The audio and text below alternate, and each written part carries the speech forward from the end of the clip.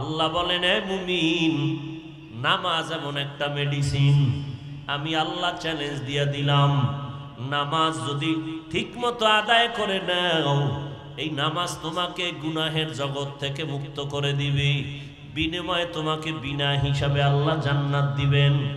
নামাজ হলো আল্লাহকে স্মরণ করার সর্বোচ্চ মাধ্যম।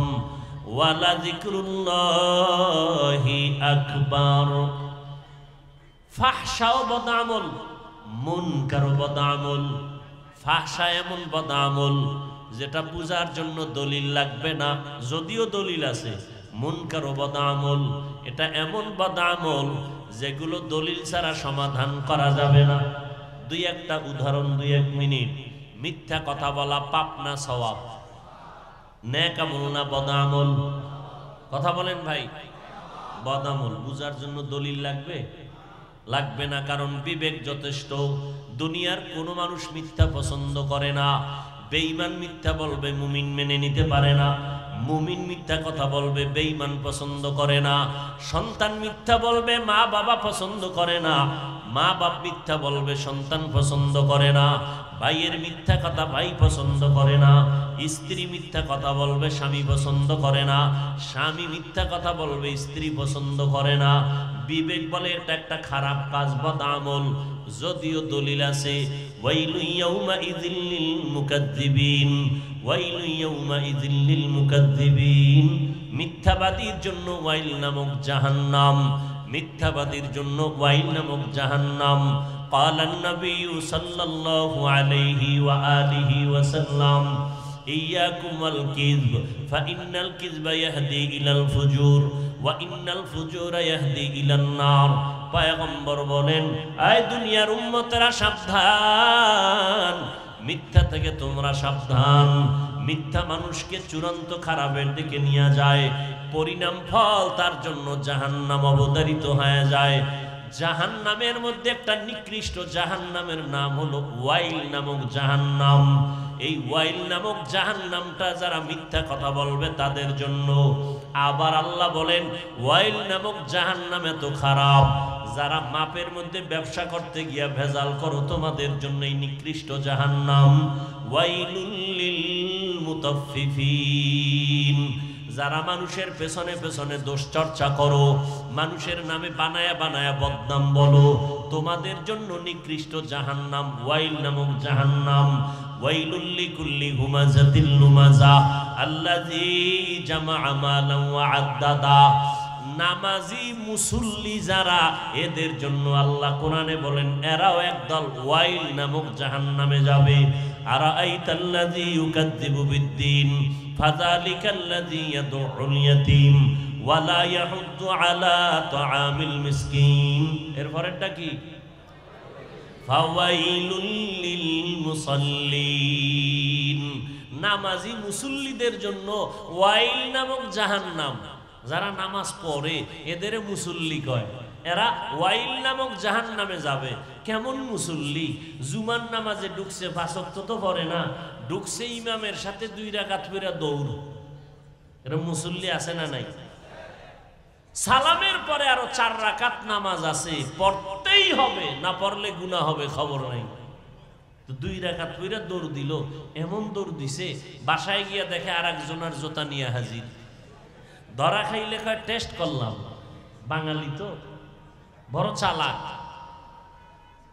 যত রাষ্ট্রে বাঙালি আছে দেখেন, ওই রাষ্ট্রের মধ্যে বাঙালিরা এত চালাক, হজের ভিসা নিয়ে আর আইয়ে না।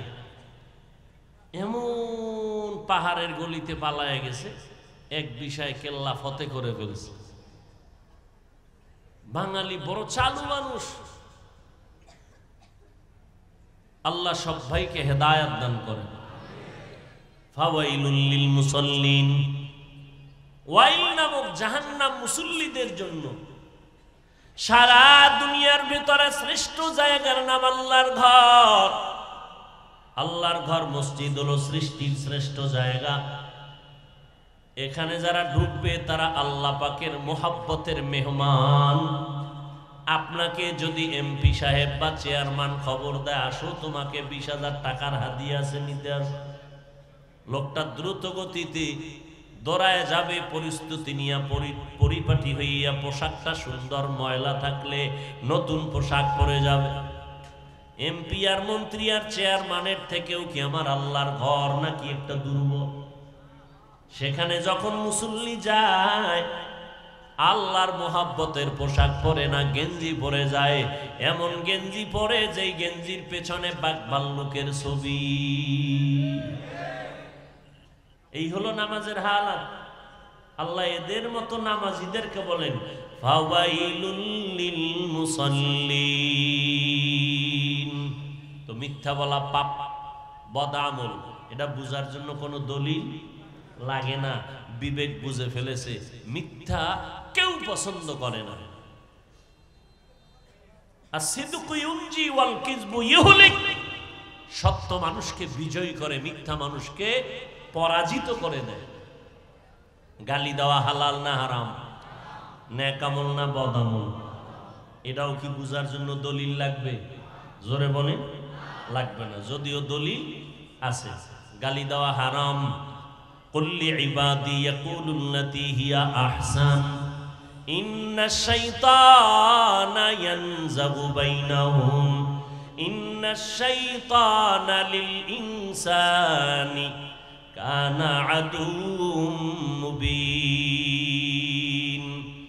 সূরা বনী ইসরাইল আল্লাহ বলেন, হে নবী, মুমিনদের জানায় দেন কাফেরের সাথেও যেন আচরণটা ভালো করে, খারাপ না করে। কারণ যদি খারাপ করে, দুই দলের মাঝখানে শয়তান ঝগড়া লাগাইয়া মুমিনের ক্ষতি করে ফেলবে।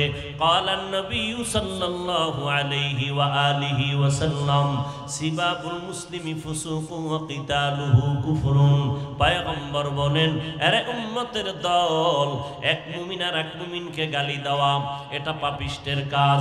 এক মুমিন আর এক মুমিনের বিরুদ্ধে জিহাদের হুঙ্কার দেওয়া এটা বেদিনদের কাজ। জিহাদ হবে আল্লাহর দ্বীন আর কালেমার পতাকা যারা ধ্বংস করার জন্য চক্রান্ত করবে, এমন মুরতাদ, এমন বেঈমানের সাথে মোকাবেলা করবে মুসলমান। ও মুসলমান, আমি শুরুতেই বলেছি, আপনারা মায়ের পেটে আছেন, টের পাইতেছেন না। আজ ফিলিস্তিনের ইতিহাস, কান্নার ইতিহাস, পানি পানি বলে চিৎকারের আওয়াজ। সারা দুনিয়ার মুসলমানেরা এক অশান্তির বেড়াজালে আবদ্ধ। ওদের বিপদ দেখা খুশি হইও না রে মুমিন। ওই বেঈমানের পরবর্তী আক্রান্ত আক্রমণের থাবাটা আর চিন্তা চেতনা তোমার আমার উপরে আসবে, পালাবার কোনো উপায় নাই। অতএব আগের থেকেই তৈরি হয়ে যাও। এই জমিন আমার, আল্লাহ আমার, কোরআন আমার, সংবিধান আমার, আমরা আল্লাহর গোলাম। এই জমিনের মধ্যে আমরা আল্লাহর হুকুম মতো চলি, আল্লাহর গোলামি করি। অতএব এই জমিনের মধ্যে আমাদের বাহাদুরি চলবে। মুসলমানের সামনে কোনো বেঈমানের বাহাদুরি চলতে দেওয়া হবে না। তৈরি হতে হবে, দিলকে বড় বানাইয়া নাও রে মুমিন। ওয়ালা তাহিনু ওয়ালা তাহজানু ওয়া আনতুমুল আ'লাউন ওয়া আনতুমুল আ'লাউনা ইন কুনতুম মুমিনিন।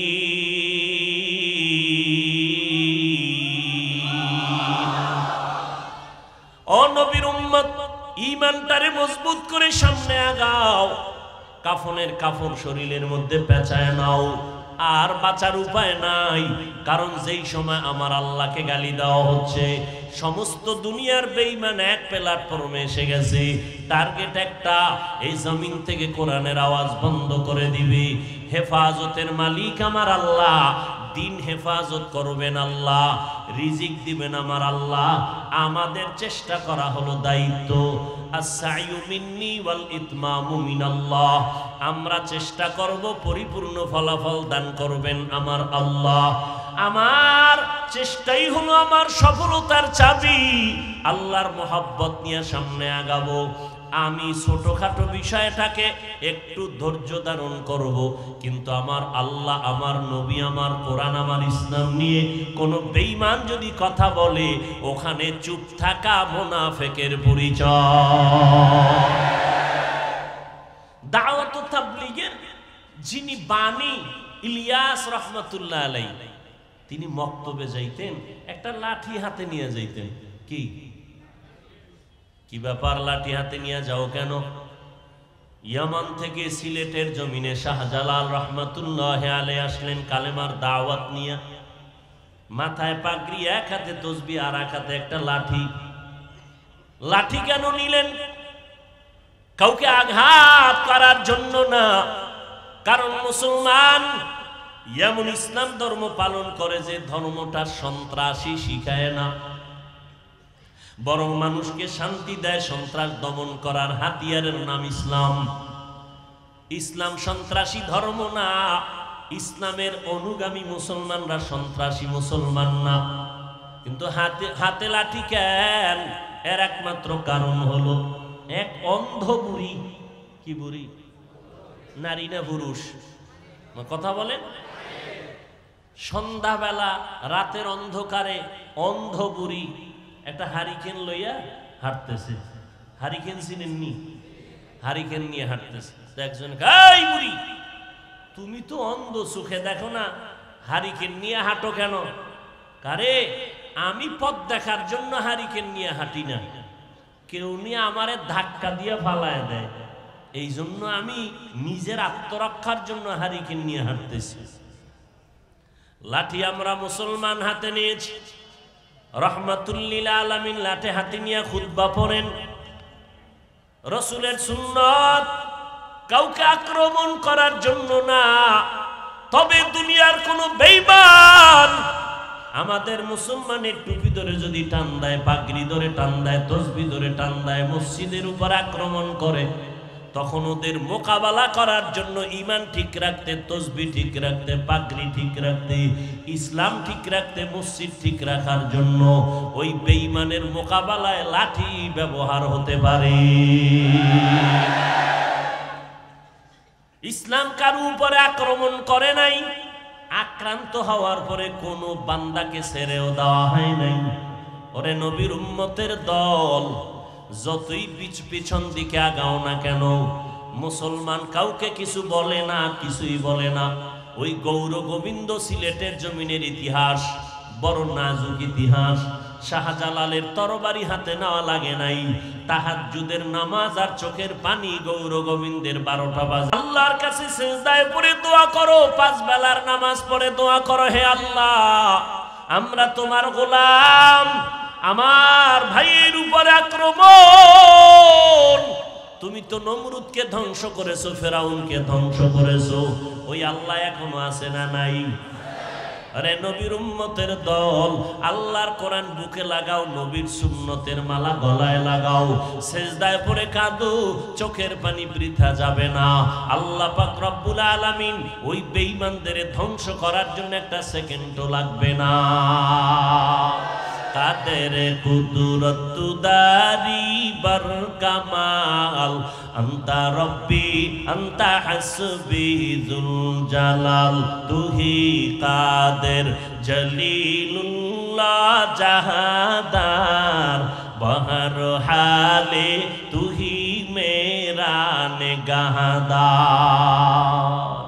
तकबीर हो ज़बां पे सारा खालिक अकबर, अल्लाह का नारा से हो कल्बों पे मुनव्वर। तकबीर हो ज़बां पे सारा खालिक अकबर, अल्लाह का नारा से हो कल्बों पे मुनव्वर।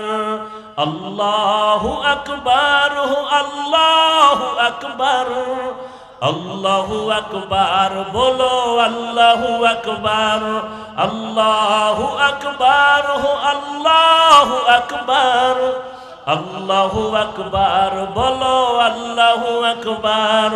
यहूद नसारा से परेशान नहीं मुमीन, हर वक्त गुजरते मुकाबला में फिलिस्तीन। यहूद नसारा से परेशान नहीं मुमीन, हर वक्त गुजरते मुकाबला में फिलिस्तीन। बहते हैं खून आँखों से पानी, हम तो बेखबर, अल्लाह का नारा से हो कल्बों पे मुनव्वर, तकबीर हो ज़बां पे सारा खालिक अकबर। अल्लाह का नारा से हो कल्बों पे मुनव्वर, अल्लाहु अकबर हो अल्लाहु अकबर, अल्लाहु अकबर बोलो अल्लाहु अकबर, अल्लाहु अकबर हो अल्लाहु अकबर, अल्लाहु अकबर बोलो अल्लाहु अकबर। ज़मी मेरे अल्लाह मेरा हम सच्चा मुसलमान, एक हाथ में तलवार एक हाथ में कुरान। ज़मी मेरी अल्लाह मेरा हम सच्चा मुसलमान, एक हाथ में तलवार एक हाथ में कुरान। तक़ुत नहीं जालिम को भी कामयाब हो एक बार, अल्लाह का नारा से हो कल्बों पे मुनव्वर, तकबीर हो ज़बां पे सारा खालिक अकबर। अल्लाह का नारा से हो कल्बों पे मुनव्वर, अल्लाहु अकबर हो अल्लाहु अकबर, अल्लाहु अकबर बोलो अल्लाहु अकबर, अल्लाहु अकबर हो अल्लाहु अकबर, अल्लाहु अकबर बोलो अल्लाहु अकबर।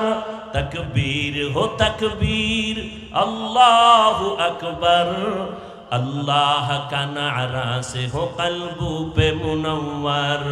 क़िबला हमें काबा भी हमें, क़िबला हमें काबा भी हम, अल्लाह के कसम दुश्मन को जरा छोड़ने ही तैयार रहो हरदम।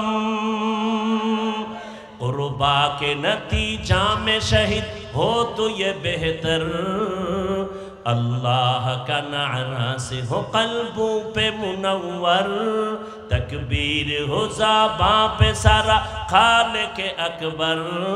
अल्लाह का नारा से हो कल्बों पे मुनव्वर, अल्लाहु अकबर हो अल्लाहु अकबर, अल्लाहु अकबर बोलो अल्लाहु अकबर, अल्लाहु अकबर हो अल्लाहु अकबर, अल्लाहु अकबर बोलो अल्लाहु अकबर, अल्लाहु अकबर बोलो अल्लाहु अकबर।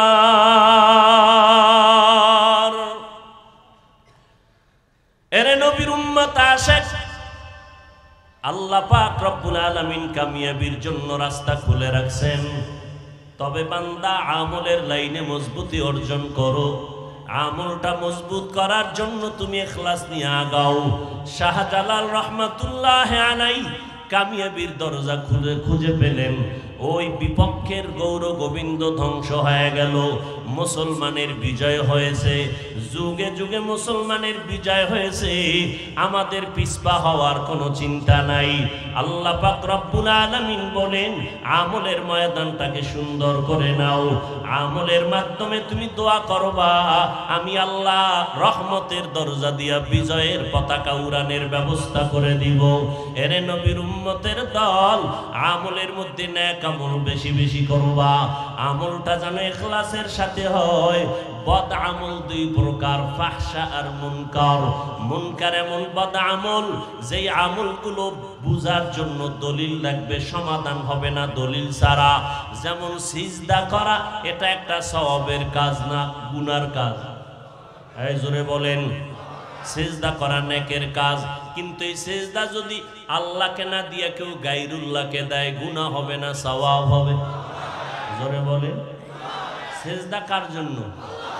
যদি বটগাছের দেয়, কবরে দেয়, পীরের পায়। কিন্তু যারা দেয়, এরকম লোক আসেনি চট্টগ্রাম? কম না বেশি? যারা দেয় এরা কি গুনাহ মনে করে দেয়? আপনি যদি বলেন এটা গুনাহ, বলে কেন? বলে এটা শিরিক। কেন শিরিক? বলো দলিল দাও। মানবে না, দলিল দাও। বলে কেন শিরিক বলেছো? দলিল। আপনি বলবেন ইবাদতের সিজদা আল্লাহ ছাড়া আর কাউকে দেওয়া যাবে না, হারাম। আপনাকে পাল্টা জবাব দিবে। আমরা যে মাজারে সেজদা দেই, পীরের সেজদা দেই, এটা ইবাদতের সেজদা দেই না, এটা সম্মানের দেই, তাজিমান, তাজিমের সেজদা দেই। আপনাকে আবার যুক্তি পেশ করবে কোরআন থেকে, সম্মানের সেজদা আমরা নতুন দেই না। দলিল নাও, আদম আলাইহিস সালামকে আল্লাহ অর্ডার করছেন ফেরেশতারা সম্মানের সেজদা করো। ইউসুফ নবীকে তার মা বাবা তার ভাইয়েরা সেজদা করেছে সম্মানের। এবার আপনি কি জবাব দিবেন? আপনি যদি পাল্টা প্রশ্ন করেন, এই মাজারে সেজদা দেনেওয়ালা ভাই, তুমি যে আদম নবীর দলিল দিলা, ইউসুফ আলাইহিস সালামের দলিল পেশ করলা, বলো তুমি আদমের উম্মত না ইউসুফের উম্মত নাকি আখিরি নবীর উম্মত? কি বলবে? মুসা নবীর উম্মত বলবে হ্যাঁ আমি আখিরি নবীর উম্মত, শেষ নবীর উম্মত। এবার বলতে হবে, এরে মূর্খ ভাই, আমার নবী মুহাম্মদ সাল্লাল্লাহু আলাইহি ওয়াসাল্লামের আদর্শের ভেতরে কিয়ামত পর্যন্ত আল্লাহ ছাড়া ইবাদতের হোক আর সম্মানের হোক কাউকে সিজদা দেওয়া জায়েজ নাই। যদি আমার আল্লাহ ছাড়া অন্য কাউকে সম্মানের সিজদা দেওয়া জায়েজ হইতো, তাহলে দুনিয়াতে সবার পীরের থেকে বড় পীর আমার নবী, বড় বড় মুহাদ্দিস থেকে আমার নবী বড় কোনো তুলনা নাই। ইমামুল আউয়ালিন আল আখিরিন বাহরে সদকা রহমাতাল লিল আলামিন সাইয়্যিদুল কাউনাইন খাতমুল মুরসালিন আখির আমদ বুদে ফখরুল আউয়ালিন। আমার নবীর থেকে দামি কোন পীর আসেনি চট্টগ্রামে? নাই। খুব একমত সবাই। এই চট্টগ্রামের মানুষ, আমার নবীজির থেকে বড় পীর কেউ আছে? বড় মুফতি সাহেব, বড় মুহাদ্দিস? নাই। সবাই একমত। দুনিয়াতে দরবার শরীফ আছে না নাই? মদিনাতুল মুনাওয়ারা থেকে বড় দরবারের নাম কি? কথা বলেন, ভাববেন এক মিনিট নাকি? সরাসরি সত্য কথা বলতে বাজে কেন? মদিনাতুল মুনাওয়ারা থেকে বড় দরবার আছে কেন? আজমির শরীফ, মাইজবান্ডার শরীফ, আরো কত কত শরীফ। মদিনা শরীফ থেকে দামি কোন দরবার দুনিয়াতে মাজার আছে না নাই? বলো, নবী মুহাম্মদুর রাসূলুল্লাহ সাল্লাল্লাহু আলাইহি ওয়াসাল্লামের মাজার থেকে দামি মাজার কোনটা? সবাই বলেন। ঈসা নবীর মাজার, ইব্রাহিম নবীর মাজার, মুসা নবীর মাজার। এরে নবীর উম্মতের দল, তিনটা কথায় সবাই একমত, আমার নবীর থেকে বড় কোনো পীর বুজুর্গ আউলিয়া নাই, আমার মদিনা শরীফ থেকে দামি কোনো দরবার নাই, নবীর মাজার থেকে দামি কোনো মাজার নাই।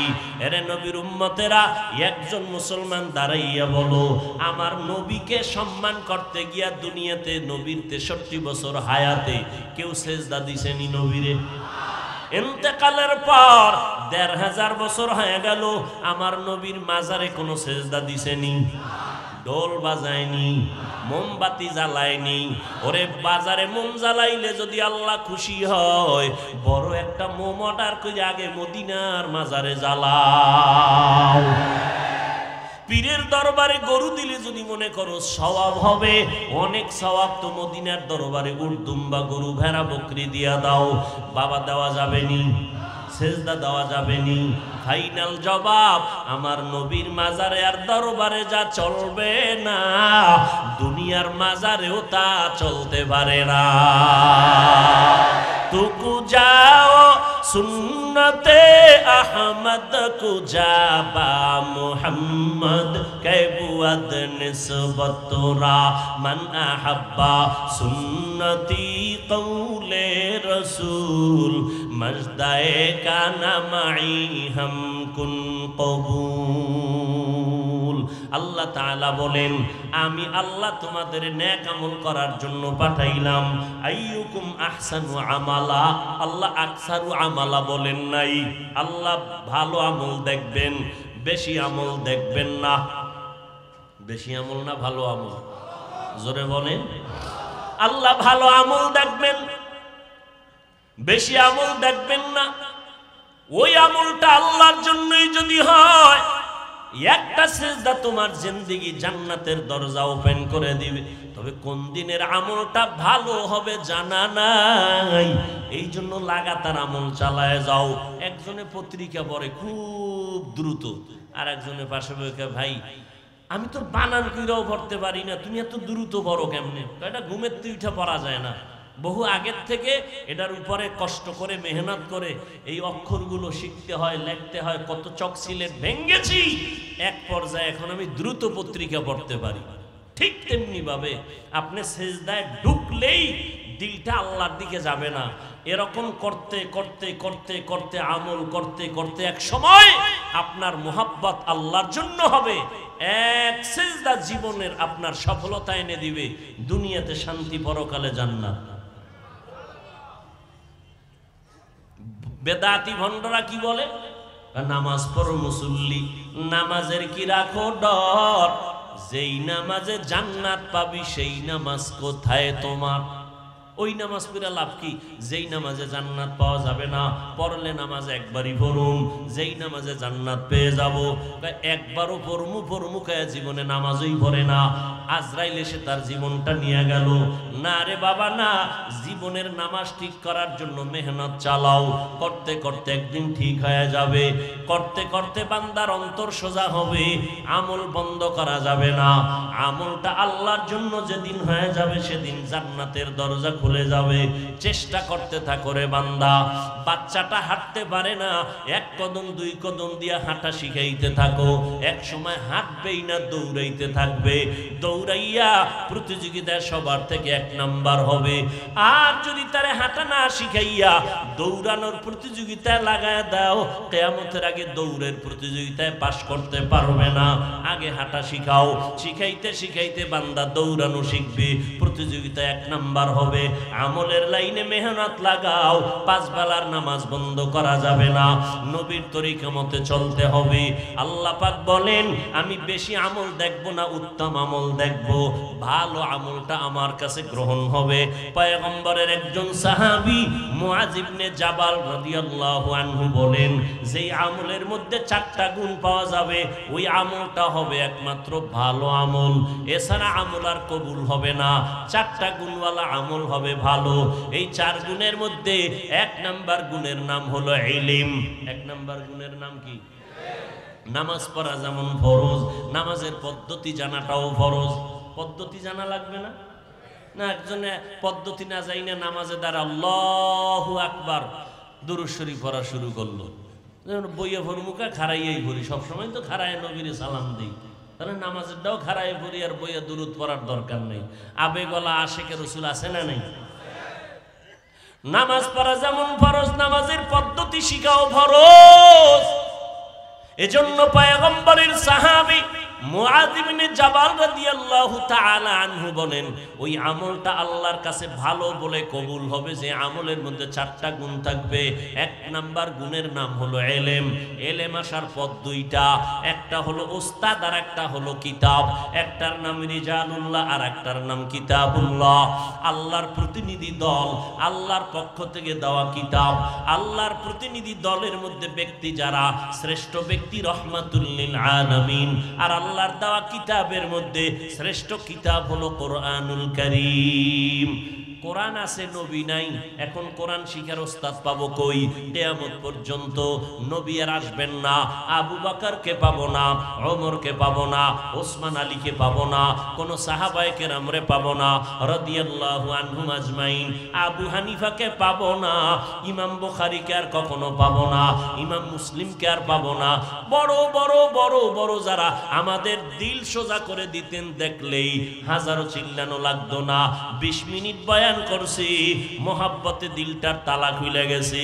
এই বয়ানের আয়োজন করলো এক জায়গায় মাহফিল, এলাকার কিছু নেতারা কয় এখানে কোনো মাহফিল দেওয়া হবে না, এবার হাটহাজারীর হুজুর আসবে, কয় না আসতে দেওয়া হবে না।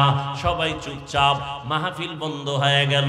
হুজুরে মনে কষ্ট পাইয়া মাওলার কাছে মোনাজাত দিলেন রুমের মধ্যে, মসজিদে বয়া।